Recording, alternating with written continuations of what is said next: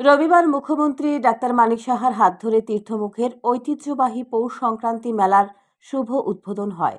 উদ্বোধনী অনুষ্ঠানে মুখ্যমন্ত্রী ছাড়াও উপস্থিত ছিলেন জনজাতি কল্যাণ মন্ত্রী বিকাশ দেববর্মা, সমবায় মন্ত্রী শুক্লাচরণ নোয়াতিয়া, টিটিএডিসির কার্যনির্বাহী সদস্যা ডলি রিয়াং, বিধায়ক সঞ্জয় মানিক ত্রিপুরা, বিধায়িকা নন্দিতা রিয়াং, বিধায়ক প্রমোদ রিয়াং, জনজাতি কল্যাণ দপ্তরের অধিকর্তা এস প্রভু, জেলা শাসক তরিত কান্তি চাকমা ও পুলিশ সুপার নমিত পাঠক প্রমুখ।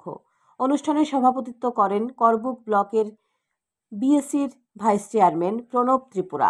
মুখ্যমন্ত্রী ডাক্তার মানিক সাহা বক্তব্য রেখে বলেন, এক ত্রিপুরা শ্রেষ্ঠ ত্রিপুরা গঠন করার জন্য আজকের পবিত্র দিনে সকলকে শপথ নেওয়ার জন্য আহ্বান জানান। পাশাপাশি জাতি জনজাতি সকল অংশের মানুষ একে অপরের হাত ধরে চলার অঙ্গীকার নিতে বলেন। মুখ্যমন্ত্রী বলেন, ধর্মীয় বিশ্বাস ও আস্থার টানে তীর্থমুখে আজ প্রচুর সংখ্যক মানুষ সমবেত হয়েছে। সেই রকম বিশ্বাস রয়েছে প্রধানমন্ত্রী নরেন্দ্র মোদীর প্রতি।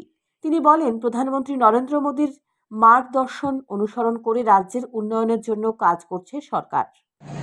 আমরাও সেই দিশায় কাজ করছি। কোনো রকম রাজনীতি থাকবে, কিন্তু আমরা সবাই মানুষের জন্য কাজ করাটাই হচ্ছে আমাদের আজকের দিনে শপথ করা উচিত আমার মনে হয়। আমি গত বছর এখানে এসেছিলাম এবং আমি সত্যিই আজকে আনন্দিত যে এখানে আমাকে বলা হয়েছে আসার জন্য।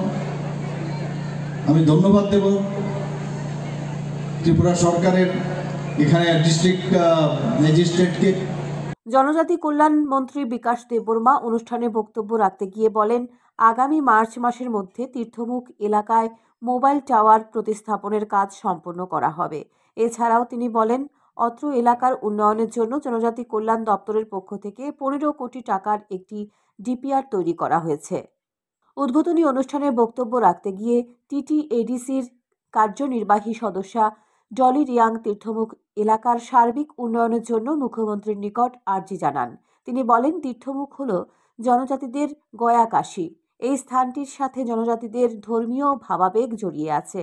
তাই এই এলাকার উন্নয়নের জন্য রাজ্য সরকারকে প্রয়োজনীয় পদক্ষেপ গ্রহণ করার জন্য তিনি মুখ্যমন্ত্রীর নিকট হাত জোর করে অনুরোধ জানান। পাশাপাশি তিপ্রামথার ওই নেত্রী মুখ্যমন্ত্রী প্রফেসর ডাক্তার মানিক সাহার ভূয়সী প্রশংসাও করেন।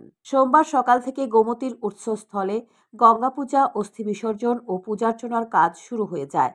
দলে দলে পুণ্যার্থীরা ধূপকাঠি, মোমবাতি জ্বালিয়ে প্রার্থনা করা হয়।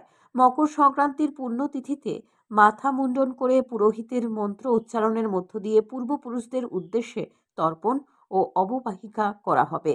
অনুষ্ঠানের শেষে মুক্ত মঞ্চে শুরু হয় সাংস্কৃতিক অনুষ্ঠান। তথ্য ও সংস্কৃতি দপ্তরের উদ্যোগে সাংস্কৃতিক অনুষ্ঠানে বিভিন্ন জাতিগোষ্ঠীর কৃষ্টি সংস্কৃতি তুলে ধরা হয়। এবছর মেলাকে কেন্দ্র করে বিভিন্ন দপ্তরের উন্নয়নমূলক কাজের প্রদর্শনী স্টল খোলা হয়েছে। সান্দন টিভি।